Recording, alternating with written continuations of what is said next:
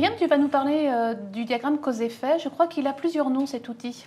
Effectivement, il s'appelle 5M ou encore diagramme cause-effet ou encore diagramme en arête de poisson ou diagramme d'Ishikawa, du nom de son inventeur. À quoi sert le diagramme cause-effet? Alors, c'est un outil qui permet de structurer l'analyse des causes qui sont à l'origine d'un problème.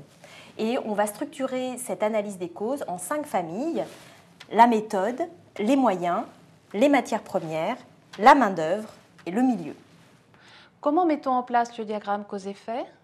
Alors on le met en œuvre de cette manière, en dessinant comme une arête de poisson où on reprend les 5 familles, sachant qu'auparavant on a fait un brainstorming en listant l'ensemble des causes possibles aux problèmes posés.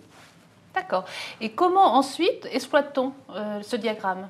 Alors à partir de la liste qu'on a fait la plus exhaustive possible des causes, on va répartir les causes dans les différentes familles et ça va nous permettre ensuite de voir quelles sont les familles peut-être sur lesquelles on n'a pas assez creusé les causes possibles et également de pouvoir les hiérarchiser, par exemple avec un vote.